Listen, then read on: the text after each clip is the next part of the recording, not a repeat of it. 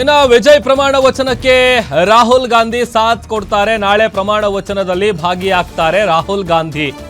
ಚೆನ್ನೈಗೆ ಆಗಮಿಸ್ತಾರೆ ಎಐಸಿಸಿ ಅಧ್ಯಕ್ಷ ಮಲ್ಲಿಕಾರ್ಜುನ್ ಖರ್ಗೆ. ರಾಹುಲ್ ಗಾಂಧಿ ಕಾಂಗ್ರೆಸ್ ಸೇರಿದಂತೆ 5 ಮಿತ್ರ ಪಕ್ಷಗಳ ಜೊತೆಗೆ ನಾಳೆ ವಿಜಯ್ ಅವರು ಪ್ರಮಾಣ ವಚನವನ್ನ ಸ್ವೀಕರಿಸಲಿದ್ದಾರೆ. ಬಿಕಾಸ್ ಯಾವಾಗ 108 ಸ್ಥಾನಕ್ಕೆ ಬಂದು ಟಿವಿಕೆ ಪಕ್ಷ ನಿಂತ್ಕೊಳ್ಳುತ್ತೆ, ಆಗ ಅವ್ರಿಗೆ ಬೇಕಾದಂಥ ಬಹುಮತ ಏನಿದೆ, ಆ ಸಂಖ್ಯಾಬಲ ಏನಿದೆ, ಅದಕ್ಕೆ ಫಸ್ಟ್ ಕೈ ಜೋಡಿಸಿದವರೇ ಕಾಂಗ್ರೆಸ್ನವರು. ಯಾವುದೇ ರೀತಿಯಾದಂಥ ಹಿಂದು ಮುಂದೆ ಯೋಚನೆ ಮಾಡದೆ ನೇರವಾಗಿ ಅವರ ಬೆಂಬಲವನ್ನು ಟಿವಿಕೆ ಪಕ್ಷಕ್ಕೆ ನೀಡಿದ್ರು. ಅವರು DMK ಜೊತೆಗೆ ಇದ್ರೂ ಕೂಡ ಅಲ್ಲಿಂದ ಸಖ್ಯ ಕಡಿದುಕೊಂಡು ಈ ಕಡೆಗೆ ಬಂದು ಯಾಕೆ ಈ ಬಾರಿ ಜನ ಟಿವಿಕೆ ಕೈ ಹಿಡಿದಿದ್ದಾರೆ, ಹಾಗಾಗಿ ನಾವು ಅದರ ವಿರುದ್ಧ ಹೋಗೋದು ಬೇಡ. ಸೊ ನಾವೇ ಹೋದರೆ ನಮಗೆ ಮುಂಬರುವಂಥ ದಿನಗಳಲ್ಲಿ ತಮಿಳುನಾಡಲ್ಲಿ ನಮಗೆ ಚುನಾವಣೆ ವಿಚಾರವಾಗಿ ಪ್ಲಸ್ ಪಾಯಿಂಟ್ ಆಗ್ಬೋದು ಅಂತೇಳಿ ಕಾಂಗ್ರೆಸ್ನ ತಲೆಯಲ್ಲಿತ್ತು. ಹಾಗಾಗಿ 5 ಜನ ಶಾಸಕರೇನಿದ್ದಾರೆ ಅವರ ಬೆಂಬಲವನ್ನು ಟಿವಿಕೆಗೆ ಘೋಷಣೆ ಮಾಡಿದ್ರು.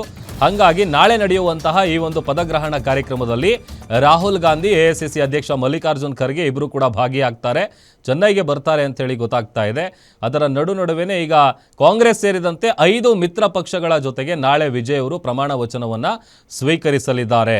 CPI, CPM, VCK, IUML ಎಲ್ಲರ ಜೊತೆಗೆ ಈ ಮಿತ್ರ ಪಕ್ಷಗಳ ಜೊತೆಗೆ ನಾಳೆ ಈ ಒಂದು ಪದಗ್ರಹಣ ಕಾರ್ಯಕ್ರಮದಲ್ಲಿ 13ನೇ ಮುಖ್ಯಮಂತ್ರಿಯಾಗಿ ಜೋಸೆಫ್ ವಿಜಯ್ ಅವರು ಪ್ರಮಾಣ ವಚನವನ್ನು ಸ್ವೀಕರಿಸಲಿದ್ದಾರೆ.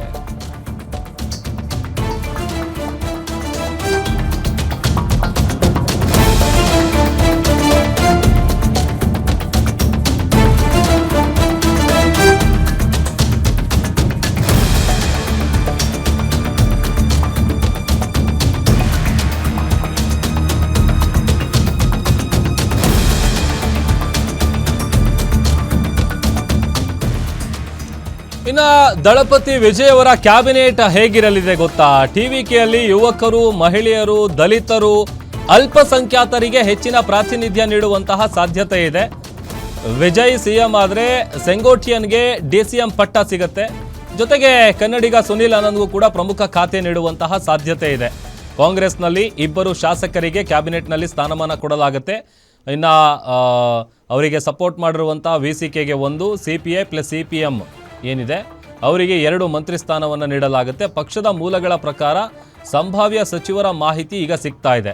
ಬಿಕಾಸ್ ಪಕ್ಷ ಕಳೆದಂಥ ನಂತರದಲ್ಲಿ ತಮ್ಮ ಸ್ವಂತ ಡ್ರೈವರ್ ಮಗನಿಗೆ ಟಿಕೆಟನ್ನು ಕೊಟ್ಟು ಅಲ್ಲಿ ಗೆಲ್ಸ್ಕೊಂಡು ಬಂದಿರೋದು, ಇದೆಲ್ಲ ನೋಡಿದಂಥ ಸಂದರ್ಭದಲ್ಲಿ ಸಹಜವಾಗಿ ಅವರು ಎಲ್ಲ ವರ್ಗದವರನ್ನು ಮುಟ್ಟಬೇಕು ಅನ್ನುವಂಥ ಕಾರಣಕ್ಕಾಗಿ ಯುವಕರು, ಮಹಿಳೆಯರು, ದಲಿತರಿಗೆ ಹೆಚ್ಚಿನ ಆದ್ಯತೆ ನೀಡುವಂಥ ಸಾಧ್ಯತೆ ದಟ್ಟವಾಗಿದೆ.